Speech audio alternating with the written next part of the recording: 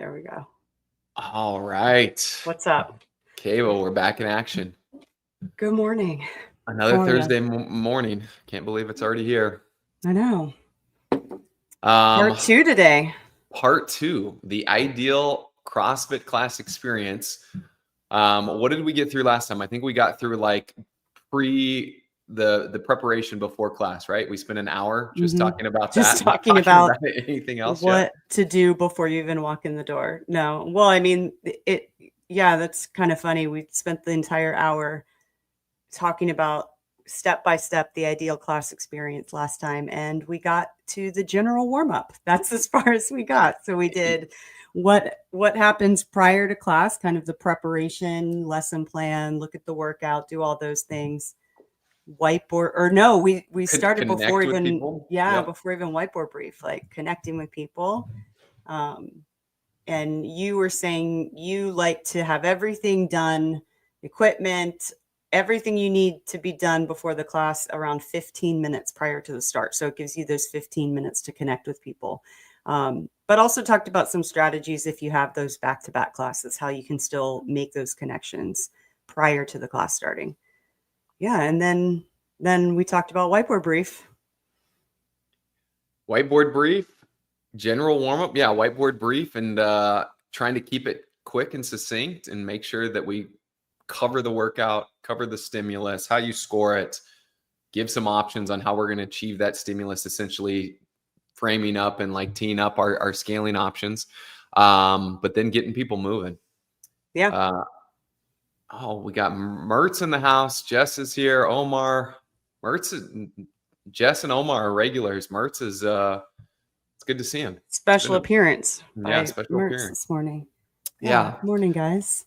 All right, so let's go ahead and transition. So we've talked a lot about the general warm-up, how structured it is or how free form it is and how it allows us to connect with people while also laying the foundation and starting the process of doing our seeing and correcting and coaching. But let's talk about once we transition from that general warm-up into the specific warm-up. In my mind, that is where things go from like free form to structured. And we even had a question last week too that I thought was a really great question. I think Gordon asked it, if I'm not mistaken, but just how you keep people from chatting too much or just kind of not being super engaged and being off on their own during the general warm-up. And we're like, well, if that's the case during the general warm-up, might be okay, because during the specific warm-up, that's really where it's game time. That's really where it's go time, where, like you said, we like ramp it up and now it's time to execute, right? So, hey, Allie, good morning. Yeah, and so, typically the general warm-up, people are moving on their own. They're going to some degree at their own pace. You're checking in with them. They're checking in with each other. But once specific warm-up starts, it's like, this is when I'm going to organize the class exactly how I want. I'm going to tell exactly where I want them to be. If they don't, most of the time in gyms, there's a culture, there's like a norm, like, hey, barbells face this way. This is how people line up. I think it's important that even if somebody is slightly off where you want them to be, take the moment, get them squared away and get them lined up, and then start your teaching process.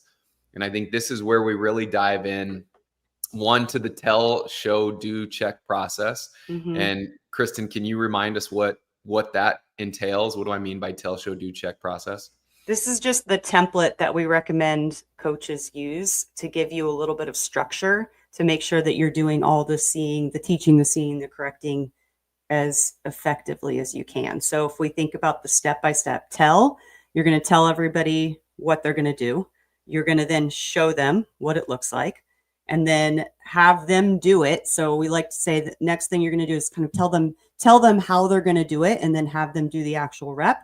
And then the check part, of course, is the seeing and the correcting. And then we just continue through that process every time we're introducing a new point of performance. Yeah, and so there's structure there on how we're going to teach things. This allows not only for us to teach, see, and correct, but it also allows our athletes that learn in different ways, the people that learn best by hearing you say something, they're going to be able to follow along. The people that learn best by watching you do something and seeing it happen, and the athletes that learn best by actually doing it. Everybody is going to, all those different learning styles are going to get communicated to in a way that is appropriate for them. And it provides a structure, like you said, that allows us to really see and correct. And so a big thing, I think, when it comes to the specific warm-up is that structured teaching process and coaching process. The system is tell, show, do, check. But regardless of the movements that we're teaching, we either should be layering in points of performance or using progressions to teach those points of performance. So I'd be curious to know, what's the difference between those two and why are they important? Yeah, that can be a little bit tricky, but the way we can think about it is that if we're layering in points of performance, that's when it's okay to have your athlete do the movement in its entirety. And every time they do a rep, or every time they get to like the 5th rep or whatever, there's a new point of performance for them to think about. So if we use the air squat, just as a really basic example, we're going to layer in, all right, we're going to think about hips back and down. And so then I'm going to tell them that, then that's what I'm going to look for as we're doing reps. All right, now I want you to think about pushing your knees out over the toes. So they're still doing the entire air squat all the way down below parallel, all the way standing up. But every few reps, you're just giving them a new point of performance to think about, and therefore a new point of performance for you as the coach to watch and check for. Versus progressions, the progression is breaking the movement down into almost little like bite-sized pieces and getting more and more complex. And the end goal is to get to that full movement. So push press, we're going to dip and hold. Then we're going to do a dip drive slow. And every step of progression has a specific thing that we should be looking for and telling our athletes to think about. So both of them are ways that we can drop the points of performance in as little like breadcrumbs, where we're just really thinking about one thing at a time. But one of them, they're still doing the full movement, where the movement's a little bit simpler. And the other one is where we're just breaking the movement down into little pieces. How was that? Love it. Yeah. And Great. I think you made a couple of really good points there. One, this actually happens with both the progression and the layering piece, but you made the point around layering of, you're giving one point of performance at a time. You're telling your athletes that, you're showing it to them, you're having them do that and focus on it. And that is beneficial for two reasons. And you mentioned this briefly of, like, one, when I'm an athlete and all I'm really focused on and thinking about is pushing my knees out in the air squat, it becomes a lot easier for me to wrap my brain around that and actually to feel the position and to ideally do that right. Number two, and I think this is as or more important of teaching that way, is for us as a coach, it's helping remind us what we should be looking for. And so it's helping us stay disciplined. And I always give the example, or I always share with people at like level 2s, it's essentially me saying to myself, hey, dummy, only look at their knees. That's all you're concerned with right now. Forget about all the other things. They're just distractions at this point. Focus, keep the focus, Yeah. And so when I'm like, hey guys, here's what I want you to do on this one. I want you to push your knees out as you squat down and as you stand up. That's me going, hey dummy, look at their knees. And what's amazing when we do that, and when we really stay disciplined and isolate one point of performance at a time, it allows us to see so much more. And it's kind of counterintuitive, right? Where I know for myself as a coach, at one point, it's like, I want to accomplish so much on each rep that I'm trying to look for everything.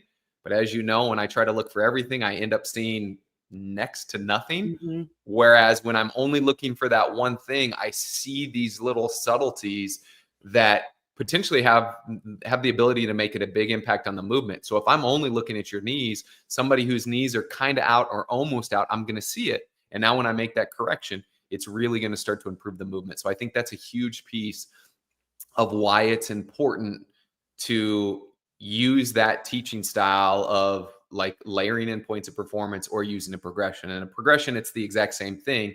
Now we're just isolating, like you said, breadcrumbs are bite-sized pieces of the movement, so the athlete can focus on doing that part of the movement right.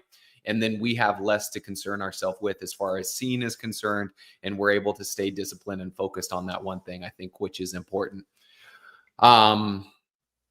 It's also, go ahead. I was just going to ask you, as far as the ideal class experience goes, why is it important for us to teach that way in order to make an ideal class experience?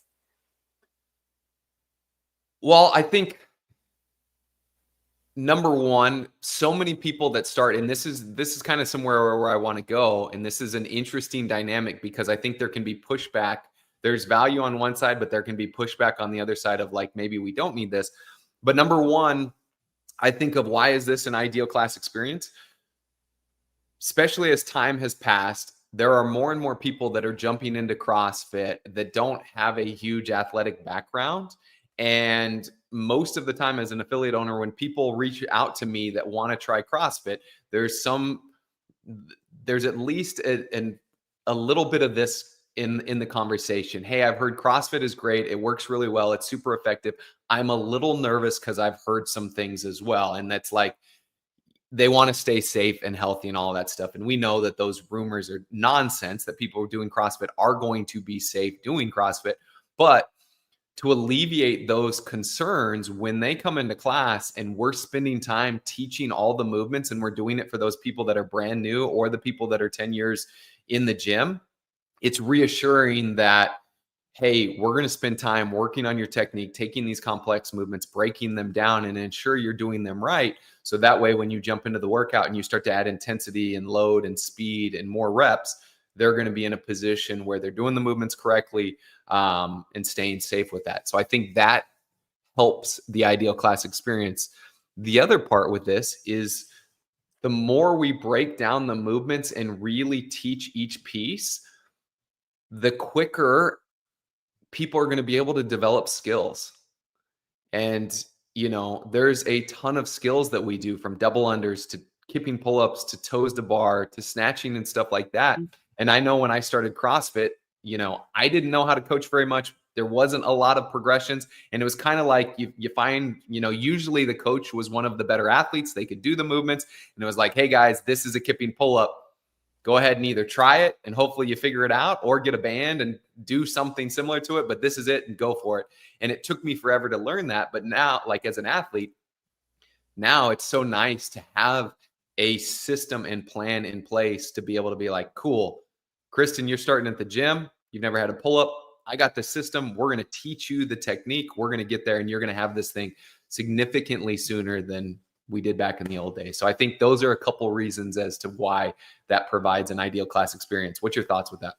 Yeah, I agree. And the other thing that, you know, I can't help thinking about is that when we do teach it like that, when we can layer things and we give people very specific things to think about, or we're using progressions for some of the gymnastics movements, then we're able to teach our athletes how to get into the right positions at the right time. So there's a technique element of it too, which even if we're not doing that and people are still doing the movements, I mean, we know like functional movements, we say they're inherently safe, right? So even if we don't teach anything, our people are going to still come in and they're likely going to be fine. They're still going to get fit and all of those things. But if we can clean the technique up, then that means the movement's going to be done more efficiently. So it's going to be less energy. They're going to be able to get more reps done in less amount of time.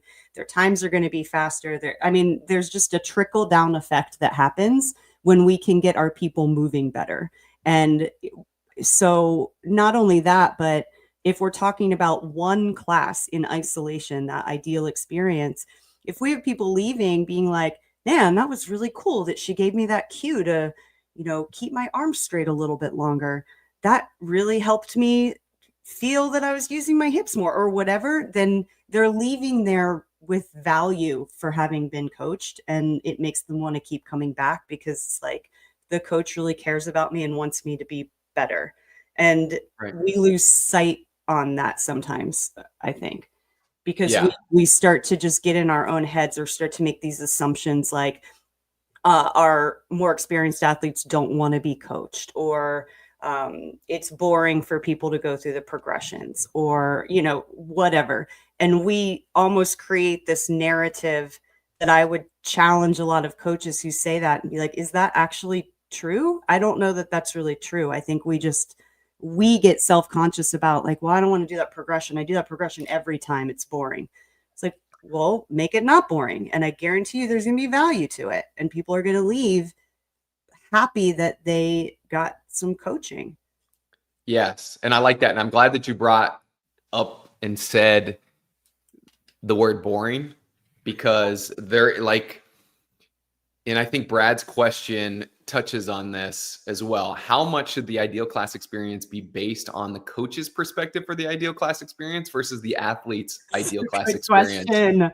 That's a good question. I think it's a fantastic question. And here's the pushback that I get and that I would give to you is the people that are like, we don't need to do so much of these progressions. I know how to do the movement.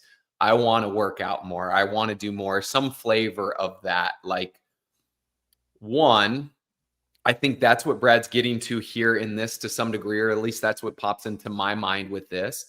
And I don't know about you, but from my experience, and I think it's like this in life in general, there's a vocal minority where you've got the 2 or 3 people that are like, this is boring. I don't need to do a snatch progression. And they're the ones saying it out loud. And so that's, 2 people over the course of your class where 60 people came into classes, like over your course of your day. And then all of a sudden you're concerned because you've heard those 2 people say that. Whereas the other 58 people that really appreciated doing the progression and working on the technique, and more importantly, using that as a way to warm up, like appreciate it, but you don't think maybe that's the case because of those 2 outspoken athletes. So how do you deal with that situation, or what's your thoughts with that? Tell those outspoken athletes, first of all, get out of my gym. Get out. GTFO. There's no room for you in here. No, I just, I think there's an element of, well, first of all, for Brad's question, the first thing that pops into my head is the old Coach Glassman saying, where it's like, hey, I want to go to lunch with you. Do you want me to go to the right place, or do you want me to be on time? It's like, well, I want both. And so I read this question. It's like, should it be ideal based on the coach's perspective or the athlete's? Yes. Yeah, right? Exactly. Both. And so our job is to figure out like what that looks like, right? Like that's one of the, I know I'm going on a little bit of a rabbit hole here, but that's one of the challenges that we work with. We'll watch, we give these different assignments in Affiliate U, right? Or different lessons in the knowledge. And every week there's something different. There's another piece of the ideal class experience that we're working on in isolation. And when the coaches are really tuned in to a specific thing, maybe the technical aspect of tell, show, do, check, or maybe we're really working one week, we're working on like, okay, you're going to go static, dynamic, static.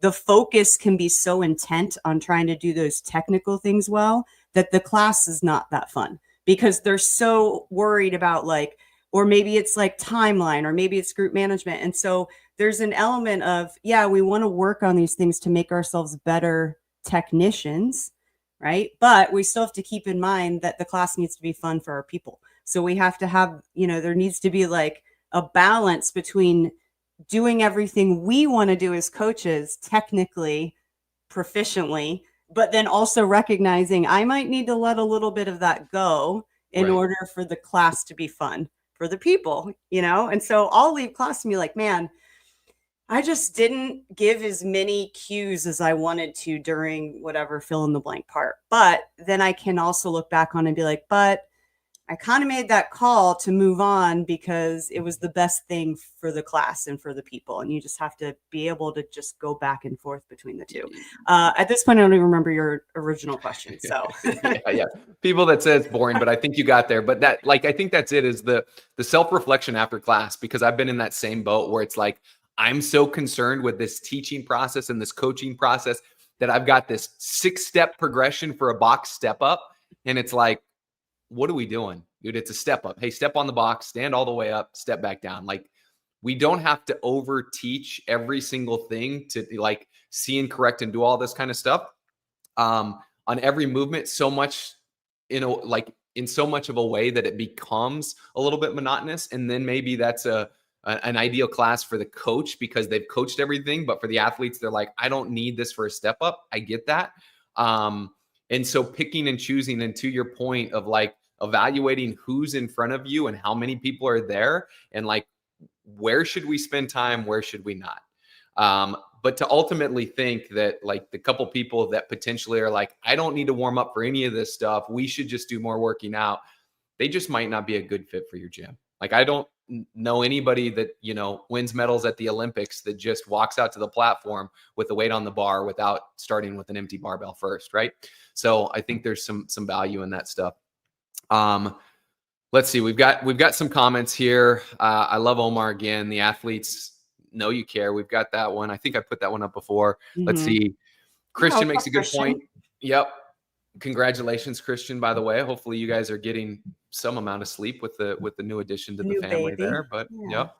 Teaching is also what differentiates us from Orange Theory or F45. We don't just do stations. We teach you how to move. There's movement standards. There's high skill stuff. Like I keep going back and popping into my mind of the video that got posted. I think it's been about a year now of me teaching one of my normal classes at 4:15 toes to bar. And there was a lot of feedback of like the stage class. Yeah, the stage class. And I'm like, no, that's just what happens when you consistently teach movements. Like everybody has it. Everybody was like, oh, it's a stage class, or that's his advanced athletes. And I'm like, you know, 78-year-old JB in there that's doing it is not in my advanced, you know, competitive class. I can promise you that. So it just happens that way. It's a long journey, right? Like that's why we have to be consistent with all the stuff, with the specific warm up and having the plan and teaching all these different aspects of it for that reason. So that in a year from now, you're looking around and you're like, all these people have been coming consistently for a year and they've been putting in the work and they all move really well. And that is how it happens. It doesn't happen by, you know, your gym just happens to have all of the athletic people in town that live near it to come to it. It's like, no, we put in the work and we do this stuff every single day. And that's where we see the benefit from it. Yeah. I love Brad's point here. If you take classes as a coach, it helps you identify what do you want when you're an athlete in the athlete role. And it helped us to build an ideal class experience for our evaluation. I think we've said it before on this, is like, that is so critical to jump in and take classes as an athlete when you are a coach, because that gives you reality. Like you can feel and think about and have your coaching hat on as you're an athlete and be like, ooh, I really like this. I don't like this. You and I have both said it multiple times. It's like, I try to take as many classes as I possibly can because I need all of that stuff. I need the general warm up. I need the reps called of the specific warm up and the practice on the progressions, because I feel so much better and I perform so much better when that actually happens.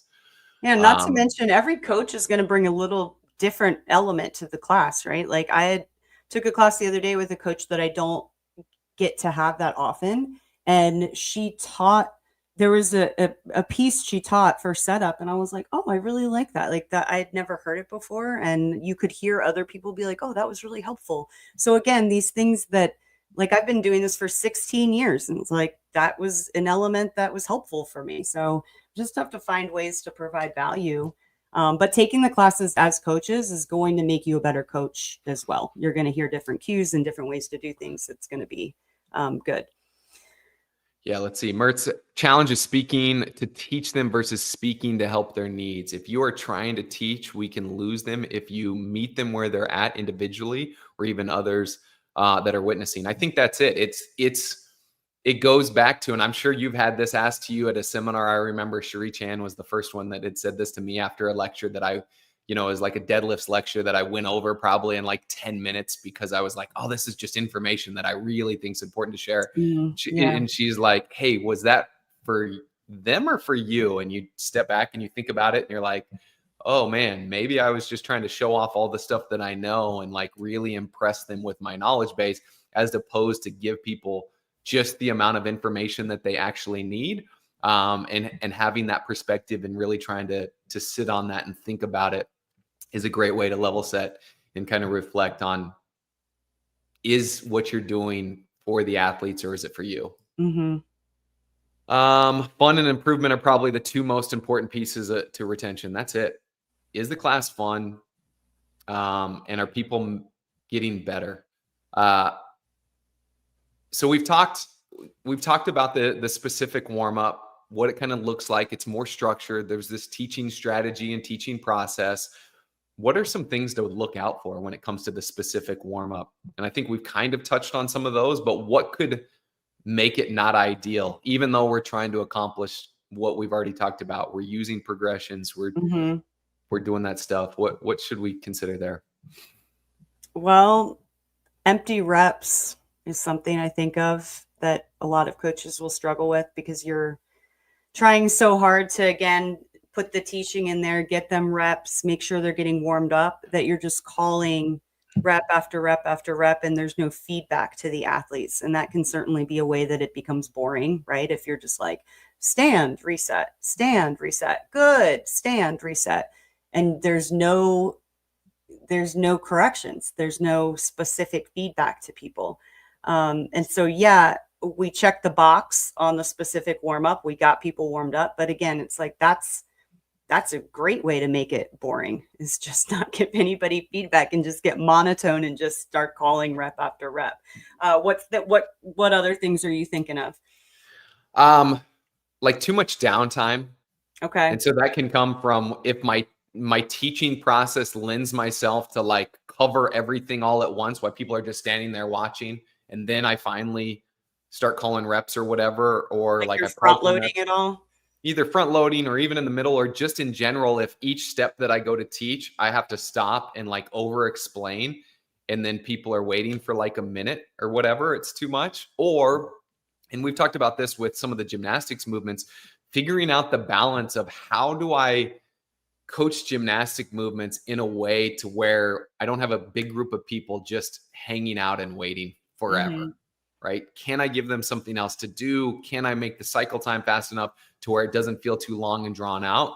And that continues to be something that I keep at top of mind and try to look out for in my classes, just because I think it's important and valuable and something that we want to try to avoid. It's like, hey, we're doing rope climbs today. We only got 3 ropes. I got 12 people in class. If I'm using and teaching progressions, how do I do it in a way to where the 9 people that aren't touching the rope aren't getting bored and therefore, off having a conversation, one off in the corner or grabbing their phones or whatever, But at the same time, still trying to keep the group management aspect, right? Because you see it on the flip side, like on the other side of that, where it's like, all right, you've got 5 minutes to go warm up your rope climbs. Ready, go. And like, that's your specific warm up of the rope climb. There really isn't anything guided. It's just like, you're just basically giving them 5 minutes to kind of do their own thing. So finding the balance between the two of those, of like being too rigid with the group management so that everyone's just standing around, versus like there's no order at all. It just becomes chaos, which the gymnastics movements, I think, are ripe for chaos, especially when you have a big group. It's just like, kind of let everybody go practice on their own, and then everyone's all over the place, and you're just, as a coach, really, that's a way to get sucked into helping one person and working one-on-one with one person while everybody else is doing a whole bunch of different things, and you end up not really seeing anybody. So that is a huge challenge, I think, for the specific warm-up part. Yeah. So having a plan and making sure that you're avoiding some of those pitfalls there. We'll keep diving into a little bit more with the specific warm up, but I think Brad asked a good question here. What makes you finish a class as a coach and say to yourself, man, I crushed that? If I have time at the end for the cool down. Man, we did a 30-second hamstring stretch. I smashed that today. I think for me, it's like, did everything go somewhat to my plan? I never expect everything to go 100% to my plan. Never. But it's like, all right, did everything go somewhat to my plan as far as what I wanted to do for warm up, timeline, all of that?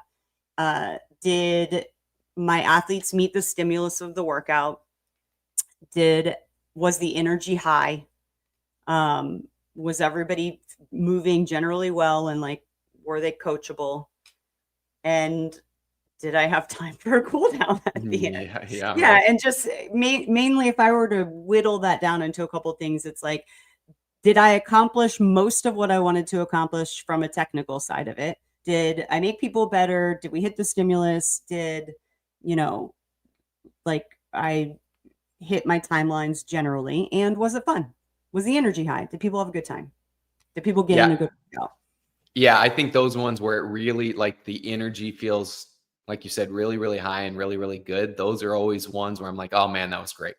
You finish and it's like I wasn't struggling to help inject some energy throughout this or at some certain points.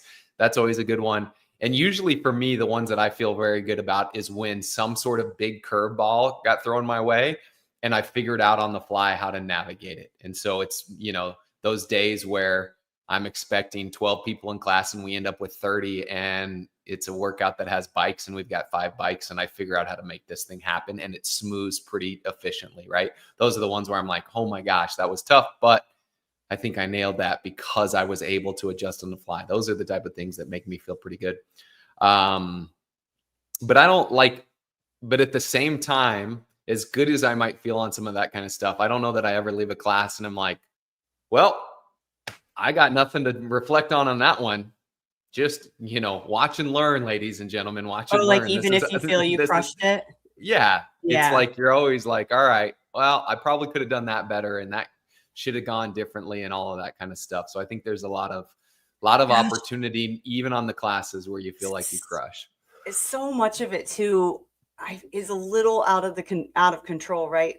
Like, it's like, what's the vibe of the group? And you can work as hard as you can, but sometimes there's just going to be a vibe of the group that's just like, they are not cracking. And for whatever reason, those are the classes that always leave me like, man, what That was happened? hard. Like, what could Yeah. I have done? And it may be just that it just, wasn't the day where we're going to get a lot of high energy from the group. Yeah. Amanda's got some good questions here.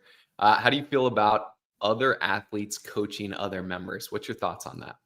So yeah, this is great because this probably happens everywhere all of the time.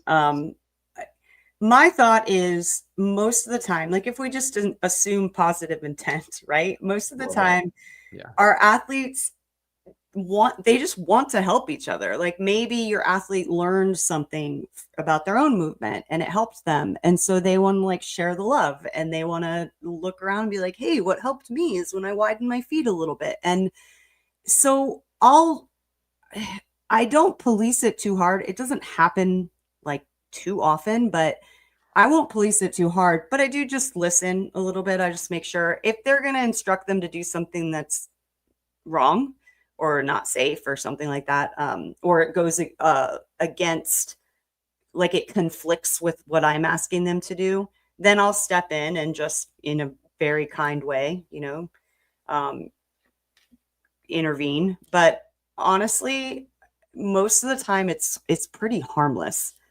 What do you think, Todd?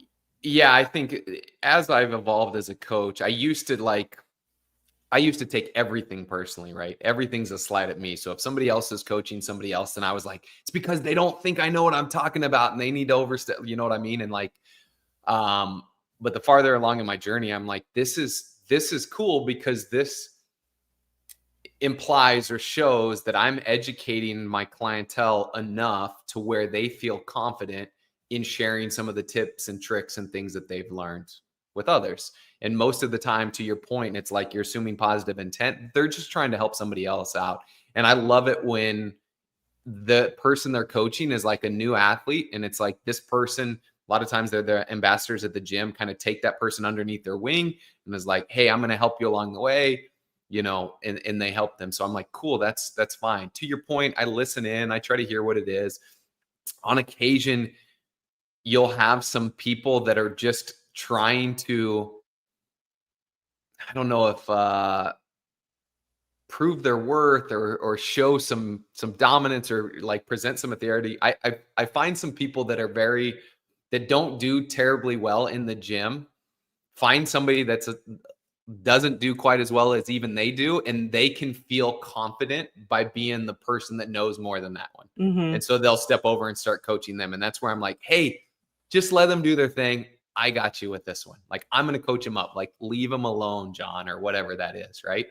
But that happens very, very rarely. And most of the time it's harmless and it's not that big a deal. If somebody does overstep the boundaries, like, I would recommend just grabbing them like after class and just lightheartedly having a conversation of being like, hey, should I not show up next time? Like, do you have this class or what? Like, I don't know, just something like that. Like, were you on the schedule and not? Do you want to coach?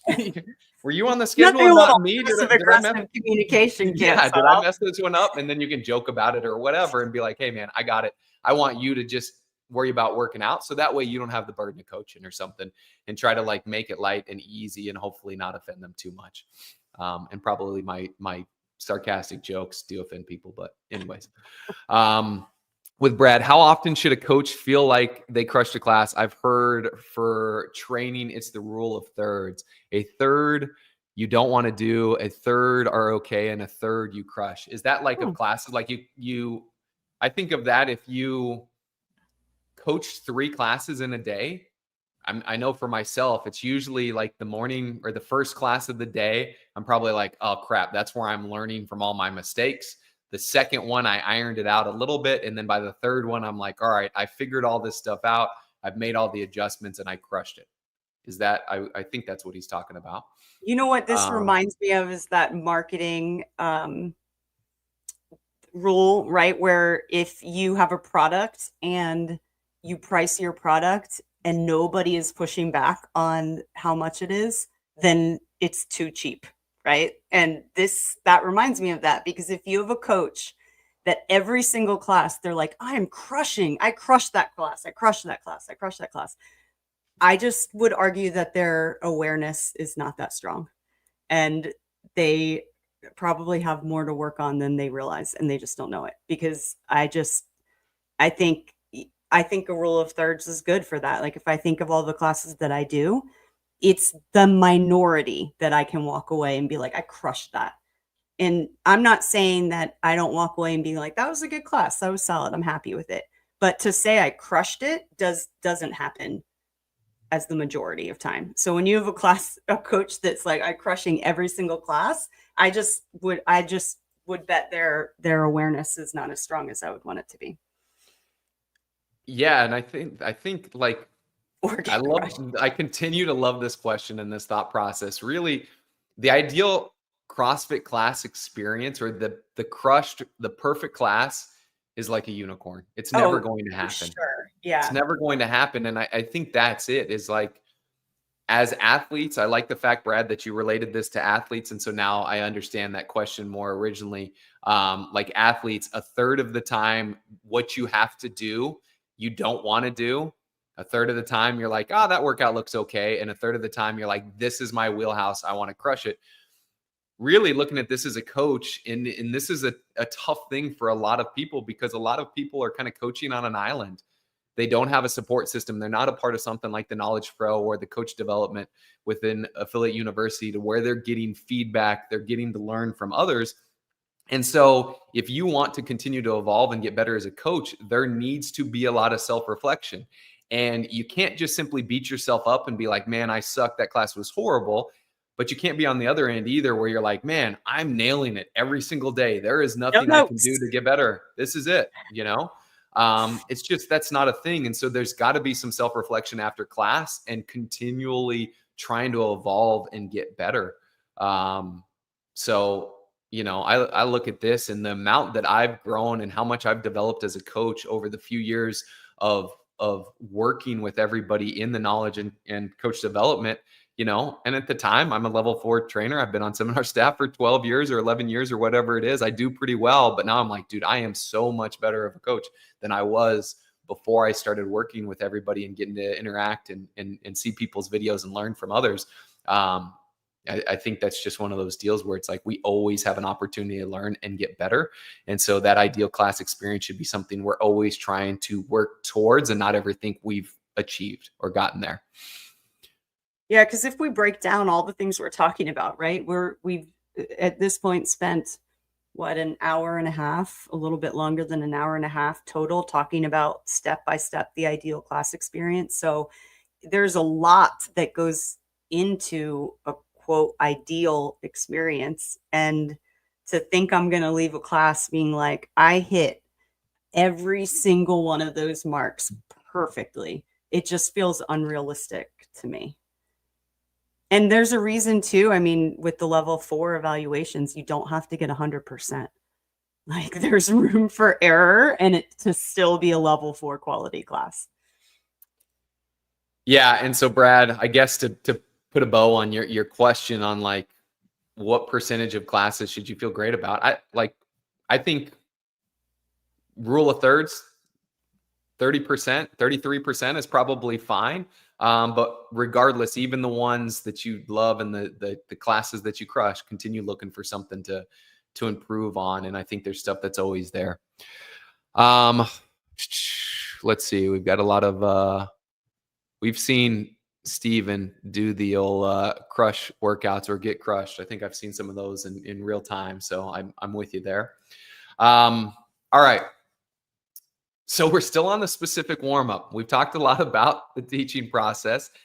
I think still included in the specific warm-up is there's typically like a build-up phase or some sort of test rounds that I, in my mind, incorporate in that specific warm-up.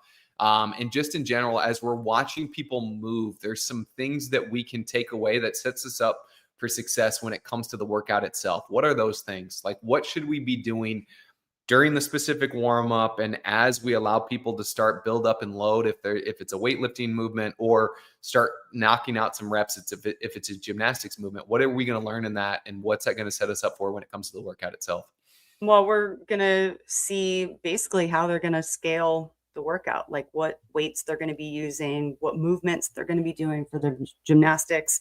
We can have, ideally, I like to have somewhat of an idea of what people are going to do sooner than the end of the specific warm-up. We're kind of like working them towards that. But yeah, I mean, we're assessing during that time. In addition to getting them warmed up, we're walking around, we're assessing, we're making sure everybody's we're helping them make the right choices for what is going to go down when we're actually doing the workout.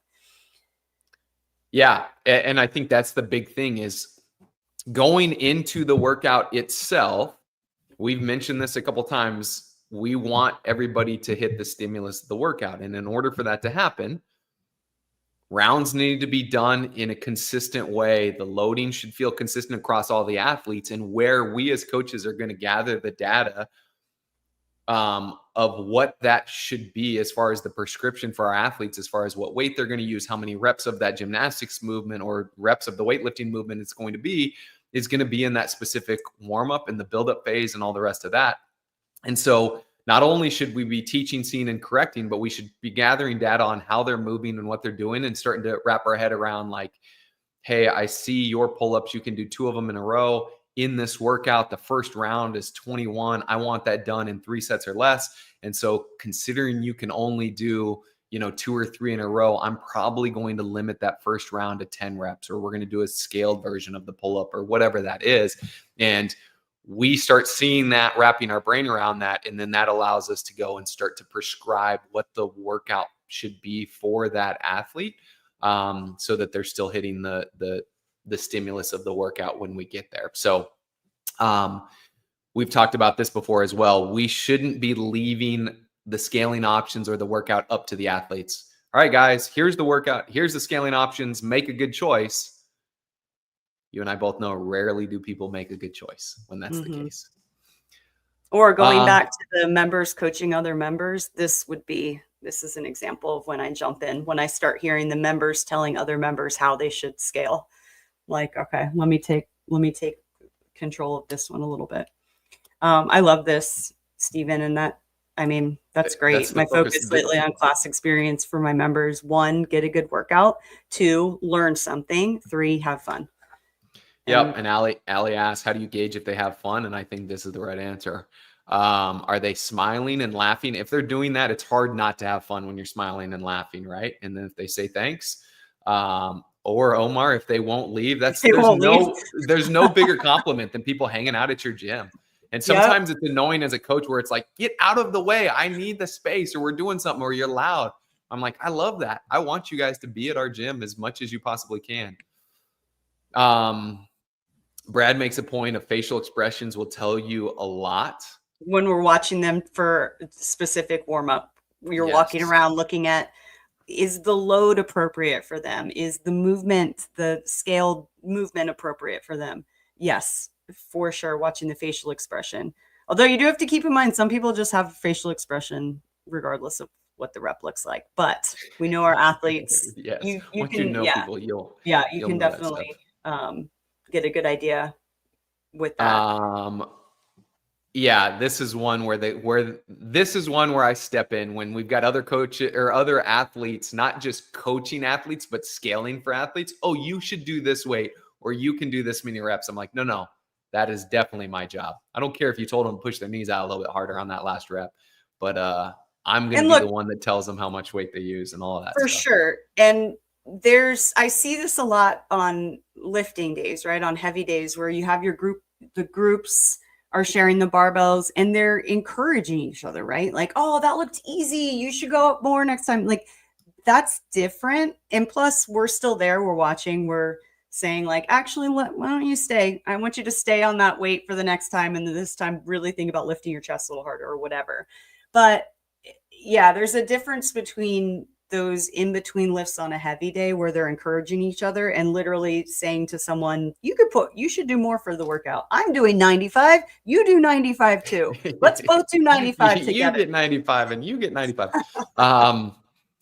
Yeah, the gladiator thing where you look. I like that, like you make mention of looking at somebody's face. There's nothing better than when somebody's a little intimidated and you're like, hey, why don't you try a little bit more weight, and they put it on and you can see they're nervous and intimidated and they do it and it looks easy and smooth. And then they look at you and they're still kind of scared. And you're like, that was easy. And to Brad's point, you give them the double thumbs up and they're like, oh, really? That was good. And I'm like, yeah. And then they just crush it in the workout. That stuff is so good. Yeah, I love that. I get paid by the pound, not you. That's Amanda's awesome. go to. That's great. That's good. All right. So specific warm up, we go to the build up phase. What is important? Essentially, we're talking about the transition from the end of the specific warm up into that build up to the start of the workout. What needs to happen for this to be an ideal class experience? Well, ideally, I'm getting a test round in, and it doesn't have to be, we can call it whatever. A test round, I don't even know. I can't even think of any other words now. What do you call it? Test round. I've heard teaser. I've heard warm up, like any of that stuff. Yeah. Bathroom break. Look, it's important to pad the lesson plan. This is how I feel. It's important to acknowledge that there's going to be transition time and bathroom breaks and all those things. I typically don't make an announcement for everyone to go to the bathroom now, because I've found that when you tell people it's time to go to the bathroom, half the people that don't really even need to go to the bathroom suddenly feel like they have to go to the bathroom, and it just takes like double the amount of time that I want. So I'll usually tell people in that like soft area of time, like we're saying, where it's like, okay, we've finished the coach-led reps for the specific warm-up, and I now have maybe that 5 or so minutes, depending on what the work it is, between I've done my last coach-led rep and now it's time to get your warm up to your working weight or do whatever you need to do before we do that little test round. Now's your time. If you need to, grab a whiteboard or go to the bathroom or, fill up your water bottle or whatever. I just kind of make it this casual opportunity for them to do what they need to do. And then I still have my eye on the clock, because the time I take there is going to depend on where I'm at for the time that I'm like, okay, I have to start my workout at this time. And so there's a lot of just on the fly figuring out specifics during that time frame. Yeah. And so I think that's important. Like, this is a transitional phase where people are going to need to do stuff, right? There are some people that will need to go to the bathroom. I like your point of like, you don't have to give a specific, now guys go to the bathroom, because then everybody will decide to, and that'll mess everything up. There's that teaser or test or logistics round or primer, as everybody said, like in there, that you ideally want to do it. Like you at least, one, I want to see what that weight looks like for athletes when they're doing that movement, just to confirm that we've got the right weight on the bar. The other thing that I like that for is just logistical flow. If I don't have time for people to do reps, sometimes I'll have them go stand by their first piece of equipment, just walk to the second one, walk to the third, to make sure that the flow of traffic is built in well. But we also want to do all of that in a way that isn't too long. So I've seen it before where it's like, all right, guys, everybody build up. And you know, you've got some people that do that quickly, some people that do it slowly. And then everybody, like the people that built up quick, are standing around waiting for the people that do it slowly. Then you're like, all right, now that everybody's here, now I'm going to have you guys do 2 warm-up rounds. They do that. You got some people moving faster, some people moving slower. So then they're resting. Then after that, the coach is like, now go to the bathroom and now do this. And it's like, you've built in all of these extra reps or extra downtime that it throws off our timeline. And then also there's just too much standing around for certain people. So if we can combine all of that, hey guys, in the next minute, here's 5 minutes, here's what I need. I need 2 warm-up sets. Then you're going to do 3 rounds of whatever this little teaser is. And if you need to go to the bathroom or grab a whiteboard, do that now. We are starting the workout at X. And now you can kind of incorporate some of that kind of stuff. And the people that are moving slower, that just means they get less downtime. And now all of a sudden, not everybody else has to suffer from that. So I think that stuff's important. And I love the strategy. Angelo makes mention of it, putting the clock on and having a countdown, like, all right, we've got 5 for the next 5 minutes. Here's what we're doing. And then that way people can literally see the countdown. If I don't put a clock on, I'm almost always giving them some sort of a timeline. Like, you guys have 3 minutes to, even if I know it's going to be a little longer than 3 minutes, I'll still give them some sort of a timeline. So there's a sense of urgency, because if they don't have a sense of urgency, they're just not going to move like I want them to move. And I don't want to run around yelling at everybody. So just give them the time frame. Yeah. Like Amanda says, give them the time frame and what needs to be done in that time frame for sure. All right. Then we transition to the actual workout itself. What needs to be done in the workout for an ideal class experience? They need to work out. What do you mean? They need to win. They need to win. You got to win. Win CrossFit. Win the everyone needs to PR. Yep. In order for it to be an ideal class experience. 100%. No, I just want people, you know, moving well, sticking with the game plan that we've talked about, right? Like listening. Oh, here's one. Like, I'm going to be coaching throughout the workout. Okay.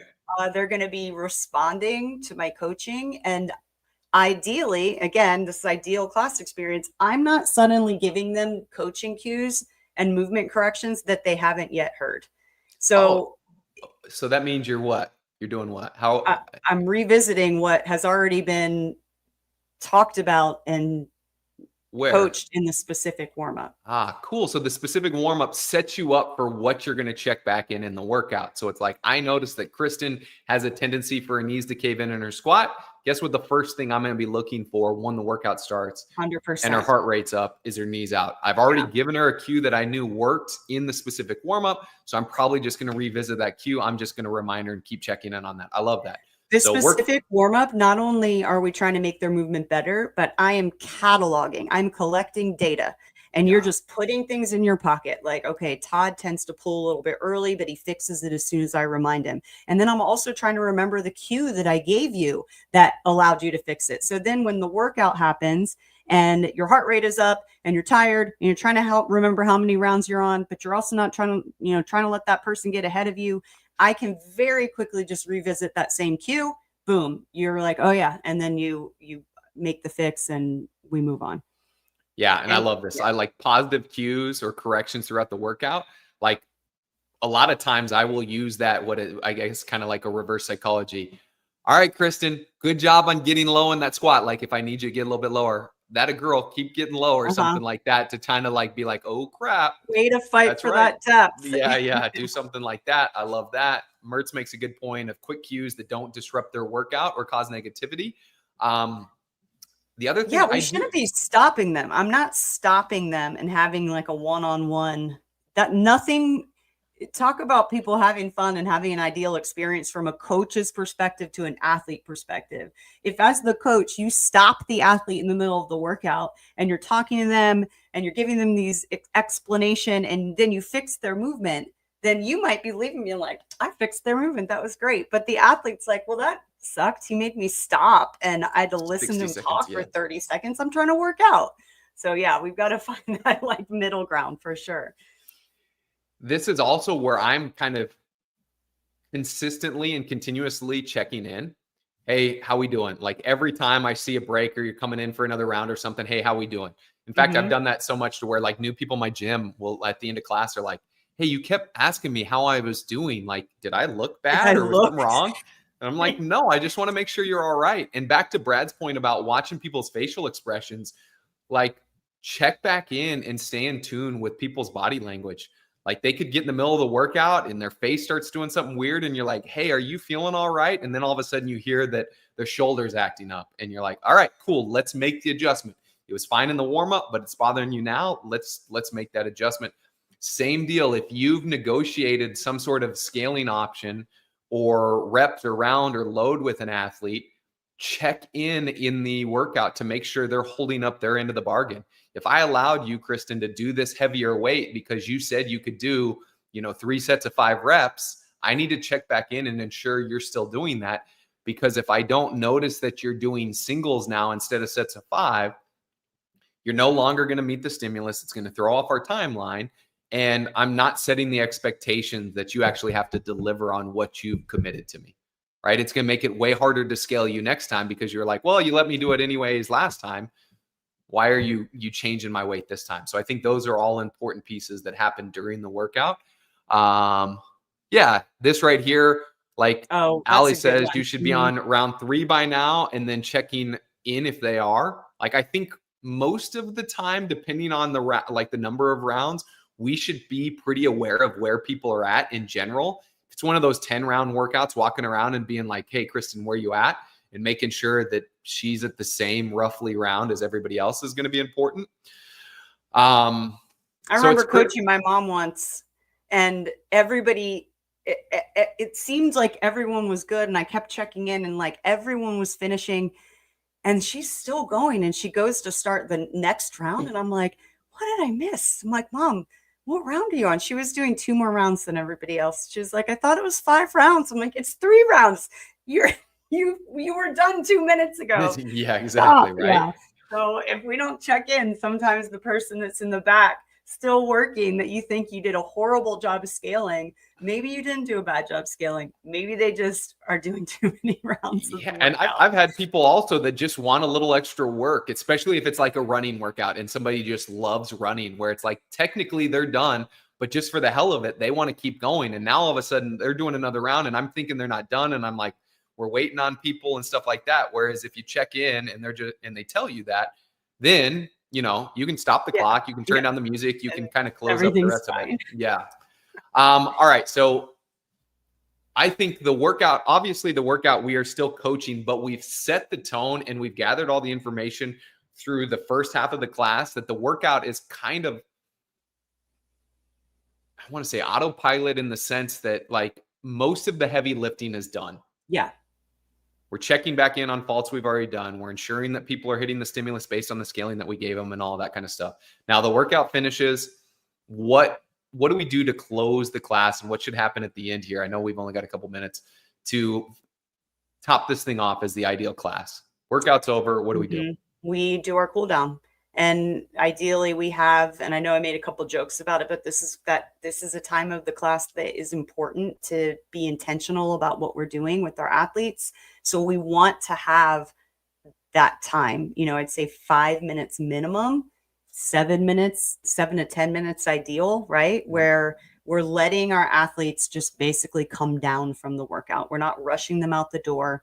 And we have a plan and a strategy for what we're going to do depending on what the day looks like, right? So obviously we're getting equipment put away and we're letting heart rate come down, body temperature come down, doing a little bit of stretching, so many things we can do during that time. But the point is we need to make sure that we have that time for our athletes at the end of class.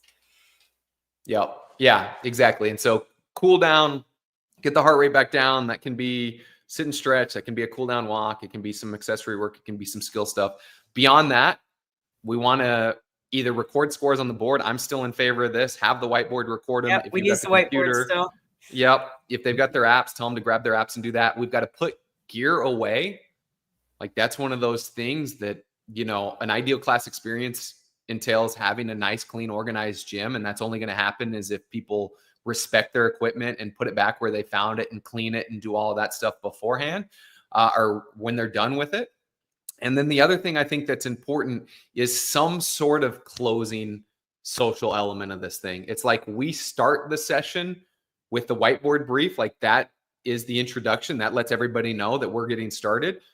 At the end of the session, some sort of like, hey, you know, you're going to give everybody a high five, or we're going to do hands in the middle and a go team, or we're going to give fist bumps to everybody, whatever that is, like some sort of thing that really ties a bow on the session and lets everybody know that this is now officially over and sets us up for success. Ideally, there's some sort of like, hey, when do I get to see you again, Kristin, or when you coming back would be great in there too. But I think those are things, and I know I don't always get that little closing social element right and always get that included, but I do think that's one of those things that allows and makes that ideal class experience that we should be considering there. For sure. I know we're a couple minutes over. Mertz had one question. I'm going to ask this before we go. Last thing we got. How would a conversation look like when helping an athlete find their weight or movement, or even during a strength, on how much to add? First thing I'm looking at is what their movement looks like. And if they're able to respond to corrections, right? Like if they're able to lift their chest a little bit, or if they're able to push their knees out or whatever. And then I'll ask them how it feels. I don't do that too often. Like I hesitate to even say, like, I'll be like, how does it feel? Because I tell coaches, stop asking your athletes. Well, I think it's different when you make a correction and go wider with your feet and go, how does that feel? I don't think we need to do that. But when, you know, if it's a heavy day and somebody's squatting and you watch them squat and they hit their 3 reps at a certain weight and it looked pretty good, and you stop and you go, hey, how did that feel? And they go, it felt all right. It's like, cool, let's go up by 5s for the next one. Right. Whereas if I go, how does that feel? And you're like, I don't know. Then it's like, all right, if that was heavy, cool. Do you think you can do that one again? Or do you want to try going up 2.5s? You know what I mean? Like that question in context to that scenario, I think makes sense. Mm-hmm. I think same thing when it's like a gymnastics movement or something like that. I will go through the progression and then get to somebody and be like, all right, okay, well, I know you got pull-ups. How are you feeling with them today? You tell me your answer. And then I'm like, all right, what are you thinking in the workout? And when they give me their answer, I can either give them the thumbs up of like, hell yeah, that's what I was thinking too. If they undershoot, I can be like, nah, I think you got more. I want you to do this.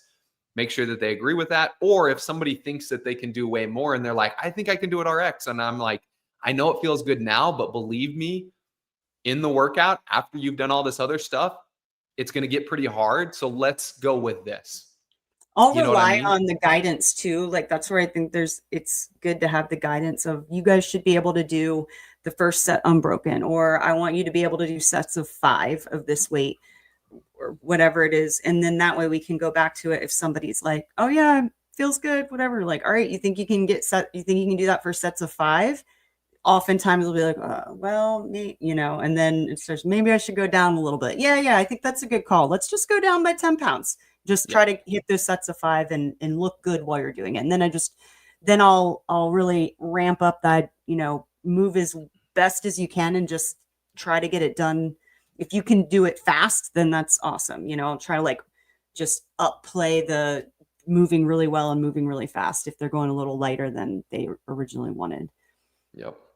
Yeah. Merch, you're right on. If we've covered the stimulus well, then those conversations become a lot easier. Yeah, absolutely. Yeah. Per usual, team, if you guys love these discussions, you guys want more development with your coaching, the Knowledge Pro is the place to go. If you're an affiliate owner and you're not a part of affiliate university yet, and the access that your coaches get to coach development, you are missing out. We've got free access to Affiliate University, so take advantage of that offer. I can't imagine it lasts forever. It blows my mind that it's there for you. And then also Affiliate Con. It's coming up in October. It is for any and everybody fitness and CrossFit related, coaches, affiliate owners, athletes. Be there or be square. It's going to be amazing. So make sure you guys check that out as well. With that, Kristin, as always, a pleasure, and look forward to chatting with you again next Thursday. Have a great weekend, team, and we'll see you next time. All right. Bye, guys. Thank you for checking out this episode of the Best Hour of Their Day podcast. Now, if you're a coach who wants to coach more effectively, impact your members, and advance your career, then the Knowledge Pro is the next step. Inside, you'll get hundreds of coaching videos, weekly calls with level 4 coaches, and direct feedback on your coaching. From homework reviews to full class breakdowns, we do it all. This is the best way to grow as a coach and take your skills to the next level.